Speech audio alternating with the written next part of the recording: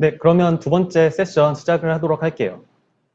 지난 시간에는 이젠 Potential Outcomes Framework 하에서 이 Causal Inference의 가장 큰 목표는 바로 이 Selection Bias를 제거하는 것이었고, 또 이는 이 Ceteris Paribus.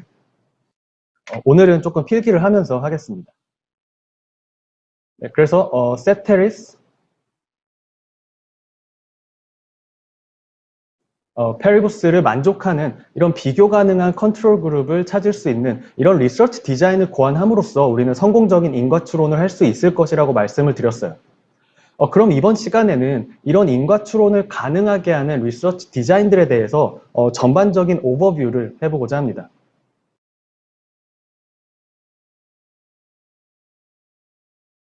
이건 지난 시간 마지막에 이제 짧게 보여드리고 크게 설명을 하진 않았는데 제 나름대로 이 인과추론의 레벨을 바탕으로 하이라키를 그려봤어요. 가장 위에 있는 방법론이 이제 인과추론의 수준이 가장 높다라고 볼 수 있고 아래로 갈수록 항상 그런 건 아니지만 일반적으로는 인과추론의 수준이 상대적으로 낮다고 볼 수 있죠. 즉 아래로 갈수록 인과관계에 대한 신뢰도가 다소 떨어지고 또 그 인과관계를 증명하는 것이 훨씬 더 까다롭다라고 볼 수 있어요. Potential Outcomes Framework 하에서 이 단일 방법론으로 가장 인과추론의 수준이 높은 건 바로 이 Randomized Experiment 혹은 다른 말로 이제 Randomized Control Trial RCT라고 많이 부르는 이런 방법론이에요. 가장 꼭대기에 이 메타 아날리시스라고 있는데 이건 어떤 단일 방법론이라기보다는 이 기존의 여러 인과추론의 결과들을 종합적으로 분석하는 방법론이기 때문에 이 여러 데이터셋을 활용해서 이 반복적인 인과관계가 계속해서 관찰이 되고 이러한 여러 인과적 근거들을 종합한다면 우리는 그 인과관계를 보다 명확하게 추론할 수 있겠죠. 그런 의미에서 이제 메타 아날리시스가 인과추론의 수준이 가장 높다라고 볼 수 있을 것 같고요.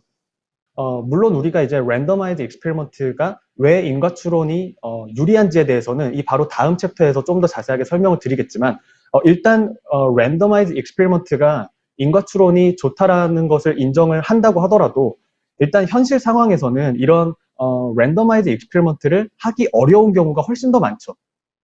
그런 경우에 이제 실제 실험은 아니지만 실험과 매우 유사한 그런 상황을 찾아서 분석하는 준실험, 쿼자이 익스페리먼트도 특정 가정 하에서는 이제 랜더마이즈 익스페리먼트에 가까운 인과추론을 할 수 있을 거예요. 그런데 경우에 따라서는 이런 쿼자이 익스페리먼트, 준실험 상황마저도 없을 경우가 많죠. 이럴 때는 우리는 어떤 인위적인 도구를 활용할 수 있는데 그게 바로 이제 도구 변수, 인스트루멘탈 베리어블이라고 부르는 거예요.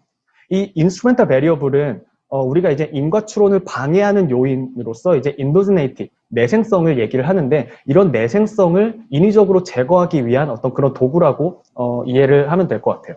그런데 이런 도구 변수를 사실 항상 찾을 수 있는 건 아니고 실제 상황에서 이런 도구 변수를 찾는 거는 굉장히 어려워요. 자, 그러면은 이런 랜더마이드 익스페리먼트도 어렵고 또 실험과 유사한 상황도 활용하기 어렵고 또 적절한 도구 변수도 없다면 우리는 인과추론을 포기할 수밖에 없을까요? 그럴 수는 없겠죠.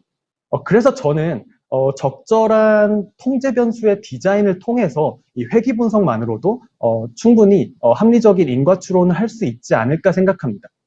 그런 의미에서 제가 이 디자인 리그레션이라고 붙였어요. 실제로 이 디자인 리그레션이라는 용어가 있는 건 아니에요. 그냥 일반적인 리그레션인데 이 리그레션을 디자인을 하는 데 있어서 어떤 통제 변수를 넣을지를 디자인을 한다라는 의미에서 제가 이제 디자인 리그레션이라고 이름을 붙였고 이런 관점에서 이 코잘 다이어그램이 매우 유용한 도구가 될 거예요.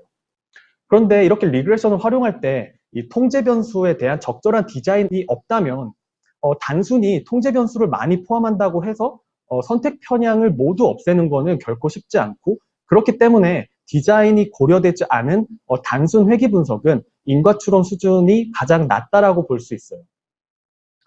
그 밖에 가장 아래쪽에 이제 어떤 평균값 같은 이런 단순 기술 통계량을 비교할 수도 있는데 결과에 영향을 줄 수 있는 요인들이 너무 많기 때문에 단순 평균값만 비교를 해서 어떤 인과적인 추론을 하는 거는 거의 불가능에 가깝겠죠. 그래서 여기 보이는 것처럼 첫 번째 모듈은 총 10개의 세션으로 구성되어 있고 지금이 이제 두 번째 세션이죠. 그래서 이제 첫 번째 모듈에서는 이런 인과 추론의 단계별 이 디자인과 방법론에 대해서 이제 차례로 다루게 될 텐데 이 인스트루먼트 베리어블과 이제 코잘 다이어그램을 활용한 리그레션 그리고 가장 위에 있는 이 인과 추론 연구들을 종합적으로 분석하는 이 메타 아날리시스에 대해서는 제 뒷부분인 이제 세션 7, 8, 9, 10에서 더 자세히 다룰 예정이에요.